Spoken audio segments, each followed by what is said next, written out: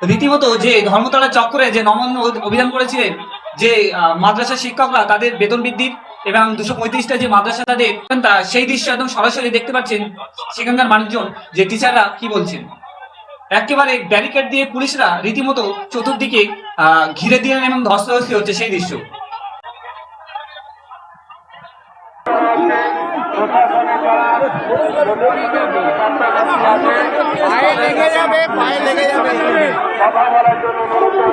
ছেলে যদি না খেতে পারে আমি কি করতে পারবো?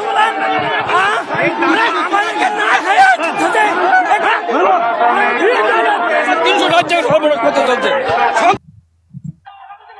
এই আন্দোলনটি দীর্ঘদিন ধরে চলছে। সেই আন্দোলন যে আন্দোলনকারীরা তারা কি বলছে সরাসরি শুনুন। শুধু ভাওতা দিচ্ছে, লুবে পড়ে মানুষ সংখ্যালঘু সম্প্রদায়ের শিক্ষাটাকে শেষ করে দিয়েছে। আমাদের 14 বছর ধরে বলছি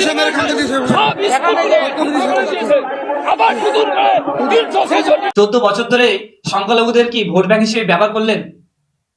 আজকে তারা রীতিমতো যখন আন্দোলনে নামলেন তাদেরকে ফেলে দেওয়া হলো, রক্তাক্ত করা হলো। দেখুন মমতা ব্যানার্জির পুলিশ তারা টিচারদের কি অবস্থা করেছে।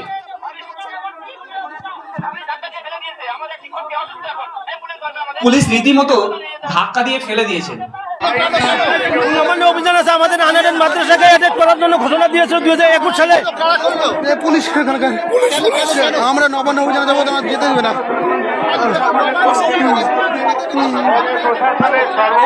একদিকে এসআইআর আতঙ্ক, অন্যদিকে টিচারদের হ্যারাসমেন্ট। বাংলার মানুষ আজ কোথায় যাবে, কোন দিকে যাবে? মাননীয়ার প্রতি ভরসা কি শেষ হয়ে গেছে? মাননীয়া কি বুঝতে পারছে ওনার ভোট ব্যাংকে ধস নামতে চলেছে? এত টিচারদের প্রতি জুলুম কেন, অত্যাচার কেন? সংবিধান অধিকার দিয়েছে আন্দোলন করার জন্য, সেই আন্দোলন আজকে মাননীয়া করতে দিচ্ছে। धक्का मार के पुलिस ने धक्का मार के फेल दिया है। পুলিশ ধাক্কা দিয়ে ফেলে দিয়েছে। আমাদের এক শিক্ষককে অসুস্থ, এখন অ্যাম্বুলেন্স দরকার, আমাদের এক্ষুনি হাসপাতাল নিয়ে যেতে হবে পুলিশকে। প্লিজ কোন অ্যাম্বুলেন্স নেই। যে প্রতিদিন কিন্তু আমাদেরকে এভাবে বঞ্চনায় ভুগতে হচ্ছে, আমাদেরকে এসআইআর আতঙ্ক দেখে আমাদের সমস্যার যাতে সমাধান না হয় পশ্চিমবঙ্গ সরকার এই ষড়যন্ত্র করছে। আমাদের কথা হচ্ছে আমরা আজকে আন্দোলন করছি না, এই শিক্ষক শিক্ষিকারা আজকে আন্দোলন করছে না।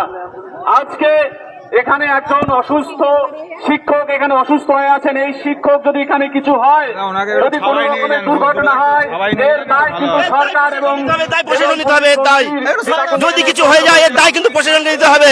আমরা কিন্তু ছাড়বো না। মাননীয় মুখ্যমন্ত্রী আপনাকে হুঁশিয়ারি দিচ্ছি, আমরা আমাদের জিও না নিয়ে বাড়ি ফিরবো না। আমাদের এক শিক্ষক আজকে পুলিশের ধাক্কা অসুস্থ হয়েছে, আমরা চাই আমাদের জিও আমরা তাড়াতাড়ি নিয়ে বাড়ি ফিরবো। আমরা এই অসহায় ভাবে থাকতে চাই না। এবং আমরা সমস্ত শিক্ষক প্রতি ভরসা করেছিল সেই মাননীয়া কিন্তু মুসলমানদের বুকে ছুরি মারছে। আর একটা ভিডিও আমি দেখাবো মাননীয়ার প্রতি মানুষজন রাগান্বিত কেন। মাননীয়ার প্রতি গতকাল কোর্টে বার হওয়ার সময় মাননীয়ার প্রতি জনসাধারণ তারা কি স্লোগান দিচ্ছে শুনুন। চোর চোর রীতিমতো স্লোগান দিচ্ছে।